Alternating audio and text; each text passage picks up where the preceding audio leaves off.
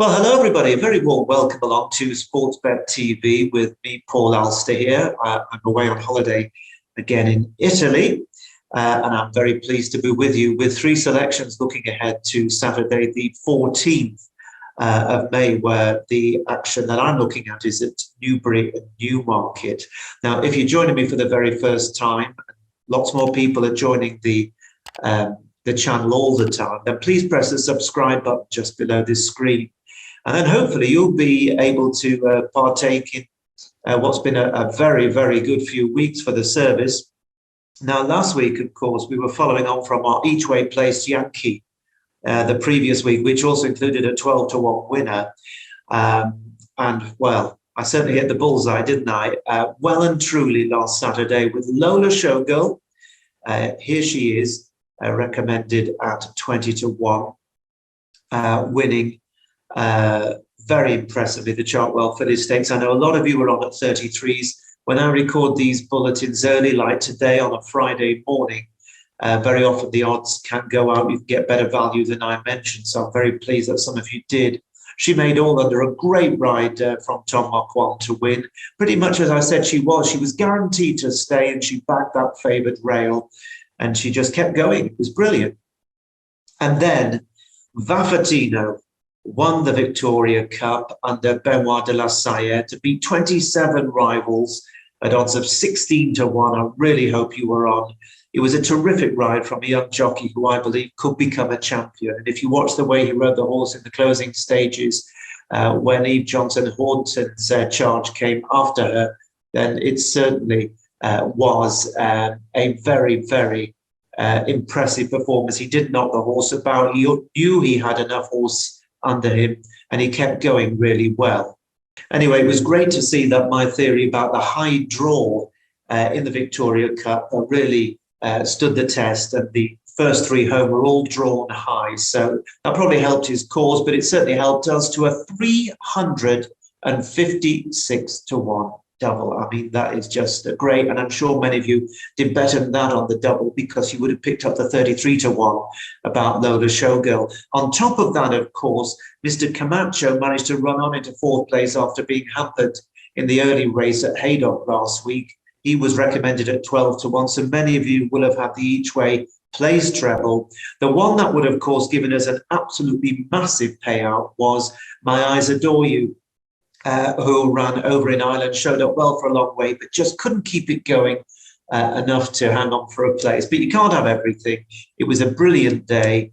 And thank you to so many of you for your messages of support and appreciation. And great that so many of you managed to make a few bob, which is really great.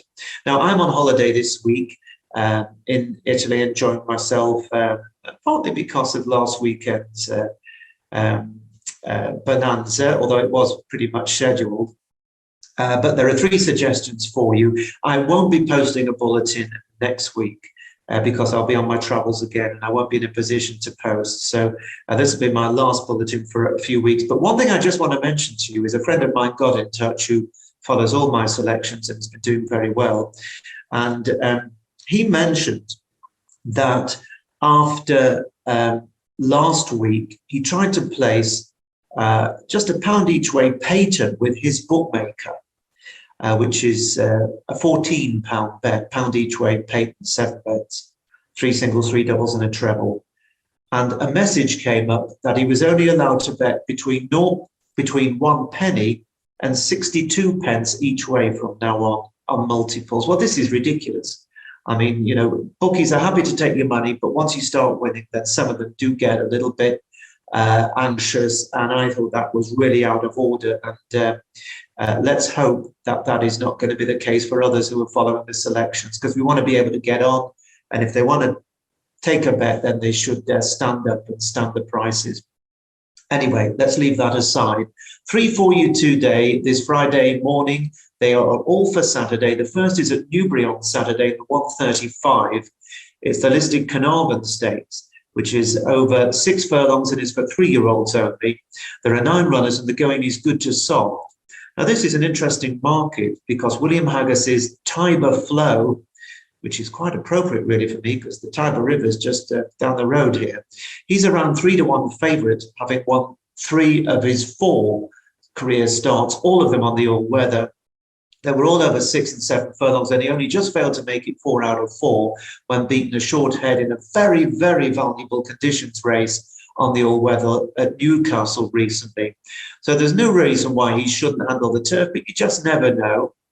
Now, Eras for Richard Hannon was a pretty decent juvenile and was third on his reappearance in a Group 3 at Ascot last month.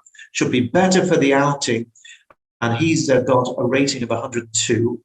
Now, the top-rated horse in the field is the 108-rated Hierarchy, who is twice a winner of Novice Stakes last season, and then was third in the Group 3 Serenia Stakes at Kempton on the all-weather. He went on to be beaten just ahead in the Group 2 Mill Reef over Saturday's course and distance, and soon after that went on to run a very big race in America in the Breeders' Cup Juvenile Turf Sprint.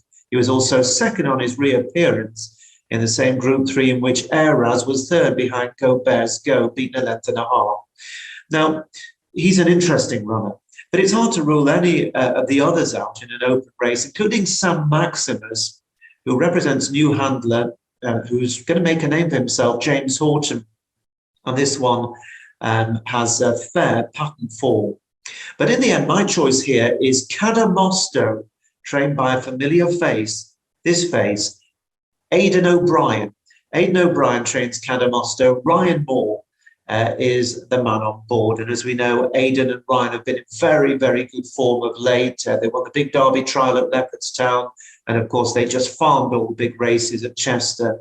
Well, this CADAMOSTO is a horse that I've always liked. He won on his debut in a Dundalk Maiden last season in April. And then he went on to be only beaten 3/4 of a length at Royal Ascot when favourite for the Group 2 Norfolk Stakes. Now, the winner there has gone on to be a Group 1 winner, and CADAMOSTO was drawn on the opposite side of the track. So I think that was a massive effort.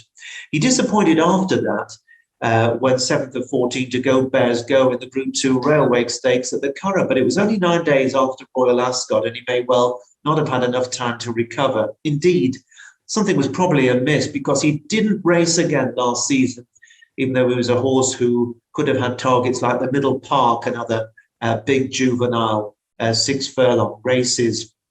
So he was off 10 months, and then he finished 3rd of 7 at Navan recently. That was just 3 weeks ago behind his stable companion New York City. Wasn't at all knocked about and kept on nicely. To me, it looks like he's trained on, and he could be a Group 1 Commonwealth Cup horse for a top team.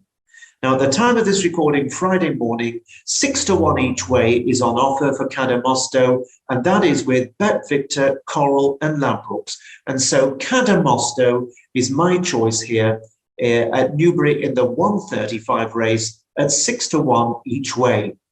Now, my second selection is also at Newbury in the 245, which is the Bet Victor London Gold Cup handicap. It's for 3-year-olds only over 1.25 miles. There are 13 runners. Now, this is always one of the hottest 3-year-old races, handicaps of the season, and it is often won by subsequent group winners. And just looking at recent winners over the last 6 or 7 years, the likes of Hedman, Communique, Defoe and Time Test all won this handicap before going on to win Group 3, 2 and even 1 races. It is a hard race to assess. A lot of horses whose light has been very much kept under a bushel. But I'm going to give it a try here. And Isra is one that will have a lot of support for the Gosdens. 3 runs, he won a Doncaster Mile Maiden on his debut. That was back in September. And then his latest 3rd was on his handicap debut at Newmarket last month. And he runs off the same mark, so he's likely to have come on for his first run of the season. Now, my pal, the trainer George Baker, has a runner here. And I was very, very tempted to go with this, but it's called Surrey Mist. He really does rate this horse. And of course, George had a big winner at the Newmarket Guineas meeting of a big handicap there, Semhar. Now, Surrey Mist has won his last 2 on the all-weather very, very easily in a maiden and then a novice. And he's making his debut in a handicap of 85. He is very well regarded. It'll be fascinating to see how he goes. And I don't think he'll be far away. Now, the Sandown winner, Red Vineyard for William Muir, he's gone up £5 and there's likely more to come from him. Indeed, the only time he's been beaten was in a Group 3 race. And then there's the likes of Marsul, Luminous Light and Wineglass Boy, all potential dangers. But my choice here is a horse called Mr. Big Stuff, who's trained by Richard Spencer and is the mount of the excellent Holly Doyle. Now, he's still a maiden. Many of the others have already won races, but he's still a maiden, but has plenty of good form from his 4 runs. He made his debut in October of last season, so he was quite a late maturing 2-year-old. He ran very green, to be honest, but then he ran a really promising race, went third in a November Mile Maiden at Nottingham. He was 100 to 1 that day, and the horse that won was none other than Desert Crown. And Desert Crown, you may well have seen, absolutely ran away with the Group 2 Dante Stakes at York just a couple of days ago. And of course, Desert Crown is now favourite for the Derby. So goodness me, what a fantastic form line this is for Mr. Big Stuff. Now, he was beaten a length and a half the next time out when second to a promising unbeaten horse at Chelmsford in December.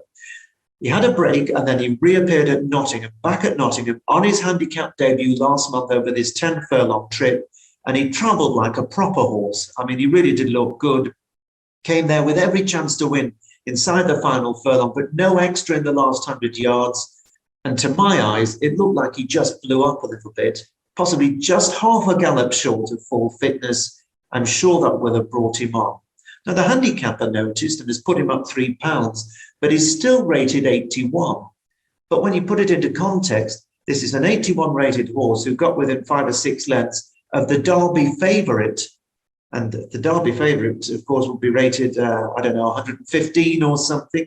So it could be that he's in lightly here.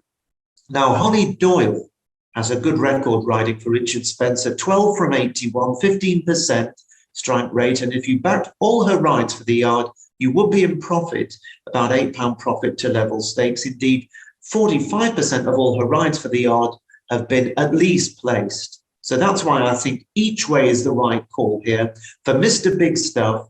Now, there has been money around for it already early Friday morning. There's still 7 to 1 available each way with Bet365, and they're offering 4 places. So 7 to 1 each way, 4 places. Mr. Big Stuff is my call at Newbury in the 2:45 on Saturday. And then on to my final choice for this particular bulletin. It's at Newmarket.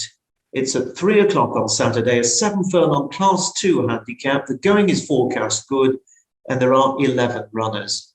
Now, this is a very open affair for an 11-runner race. They're betting 9 to 2 the field. And that, I think, tells you just about all you need to know, that just about all of them have a chance. Now, Shine So Bright, who's one of the joint favourites, trained by Andrew Balding, beat Wizard D'Amour a length over course and distance 15 days ago, and they now meet again. And it's going to be interesting to see how much there is between them, with the runner-up £2 better off. So these two are back for more. Salame for the Crisfords was second in the Lincoln handicap behind Johan, you may remember. That was back in March, and then he was 8th in the Newbury Spring Cup last time out over a mile. He's back to 7 furlongs here, and the trip may help. Charlie Appleby, of course, carrying all before him. Quintilius is his representative. He was 3rd last season at Royal Ascot in the Britannia Handicap last June, and he's a horse of some ability. And then we've got an interesting one for James Ferguson. This horse making its debut for the yard is called San Isidro. It's an ex-French racer making its UK debut off a mark of 99. Any market support for San Isidro, I think, would be very interesting. But I've come up with one at a very big price here, and the name is Humanitarian. Humanitarian is trained by Stuart Williams, who's a particularly good trainer, placer of horses in handicaps. And significantly, the rider here is the very, very capable Sean Levy, who, of course, is a classic winning jockey. Now, many of you may well think I'm crackers. It's happened many times. Sometimes you're right, sometimes I'm not. Because this horse is best known as a middle distance horse for the Gosdens. Indeed, he finished 7th in the 2019 Derby. behind Anthony van Dijk. He won a Newbury 1.5 mile handicap after that in September of 2020 after 15 months off. And he won that off a mark of 102. Now, this is a horse who's always had a lot of ability, but he's had lots of training difficulties throughout his career. And eventually he left the Gosdens and was bought by Stuart Williams last month. And he finished last of 7 on his debut at Newmarket in the race won by Shine So Bright. Now, that was back over 7 furlongs. Now, a lot of people would have wondered what on earth was he doing running a 1.5 mile horse who'd even run at 1.75 miles as well in his time, over 7 furlongs. Well, the horse ran free. He was very fresh, having been off a while. He was ridden by a £5 claimer. He was always towards the rear, not knocked about at all. He wasn't beaten a million miles. And to my eyes, as a former race reader, this was more of a spin than anything else, just feeling their way with the horse to see where they were with him. But I don't think he ran badly at all. And it's notable that although there hasn't been a huge amount of time between races, the handicapper hasn't dropped him from his current mark. Now, the interesting thing about horses that are middle distance or even stayers is that sometimes when they move to other trainers, another trainer can see something in a horse that the original trainer didn't. And I always remember a horse that I did very well with way back with a friend of mine training it, Chris Thornton, who was an excellent trainer in the 70s, 80s and 90s. And he trained a horse called Off the Record, who ran up a sequence of wins and won the Brown Jack handicap over 2 miles at Ascot. Now, eventually he was sold to a race in Australia. And remarkably, the first time he ran in Australia, he won a good handicap there over 7 furlongs. And the Australians sometimes can pick up on speed in a horse that maybe other trainers haven't spotted, just train them differently. And I just wonder whether Humanitarian, whose half-brothers and sisters have all been raced over a mile, might well have the speed now as an older horse, a stronger horse. He's very big. When you see him on Saturday, he's a big horse. He could have been weak and backward, even though he was running over 1.5 miles. And it might be that now they've got him okay, hopefully after whatever has been ailing him, he might just prove to be a horse who surprises us over 7 furlongs in a mile. And knowing what a shrewd trainer Stuart Williams is, and having seen him put Sean Levy up this time on Saturday, I'm prepared to take a chance that this big horse might run rather better than his current odds of 40 to 1 suggest. And that's an each-way price available with Paddy Power, Betfair, BetVictor and Parry Match at the time of this recording for 3 places. But note that my recommendation of the 4 places offered each way with Bet365 at 40 to 1. Now, he might well finish stone last again, and maybe they'll be running him a few more times while his handicap mark comes down and they'll go back to 1.5 miles. But then again, we'll see. Humanitarian is my choice, the final choice at Newmarket in the 3 o'clock on Saturday. So those are my 3 for this week. Enjoy your racing, pop them in doubles and trebles, a patent, that kind of a bet if you wish. You don't need big money on to make it count. And I hope that your bookmaker, if you were winning big last week and the week before, doesn't try and stop you getting your money on. And if he does, please leave a message below on the comments section, because if this continues, we might have to have something to say about it properly. But for now, from me, Paul Alster here at Sportsbet Overseas, I shall wish you a great weekend and look forward to speaking to you in 2 weeks' time. Bye-bye for now.